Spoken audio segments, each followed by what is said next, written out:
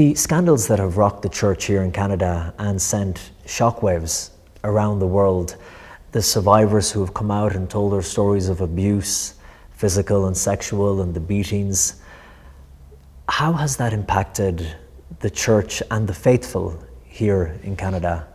The word that first jumps to my mind is heartbroken. Yes, shock.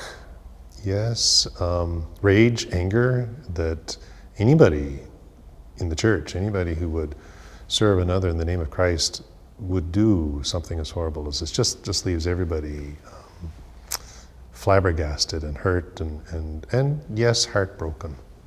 So that has in turn, I think, fueled a real desire on the part of the church, bishops, clergy, lay faithful alike, to deal forthrightly with the issue whenever it arises, not to run from it. This is not something we could ever run from, would ever want to run from.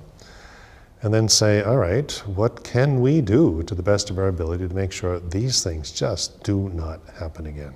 And for you yourself, when you hear these stories from survivors and you try and comprehend what happened in many of these schools across Canada, how do you think the church got it so wrong in so many cases? Well, that's a broad question, and I think we need to, take a look at what dimension of this question you're thinking about. So, when it comes to individuals that may have actually perpetrated a form of abuse, I mean, we all have that same question: how could this be? Right? How could any human being sink so low as to do that to another human being? And someone who actually, to some degree, represents the church with all the betrayal that would represent. How could this be?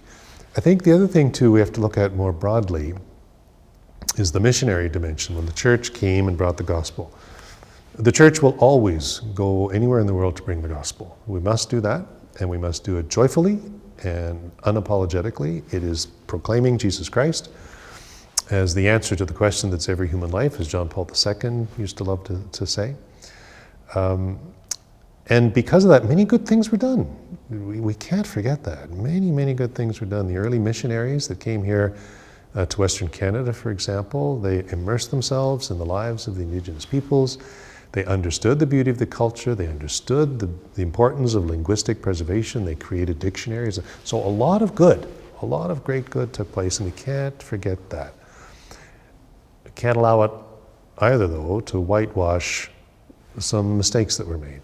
The visit of Pope Francis and the expected apology he will make once again. I know he apologized to the Indigenous community and you were there present at that. What effect do you think that will have when the Pope comes and apologizes on Canadian soil and will visit former residential schools and meet again the Indigenous leaders? What effect do you think that will have on the people here? The land is very important to the Indigenous peoples, very, very important. And so for things to happen on their land, on their territory, it expresses right away to them a depth of solidarity that perhaps we who are not so connected with land wouldn't always appreciate. So that's what they've said, no, we need the Holy Father to come and be with us on our land. And he heard that. And so he's going to come, and what he will say remains to be seen, right? But we just know from Pope Francis that in these situations, he'll say the right thing, and he'll say what they need to hear in their heart.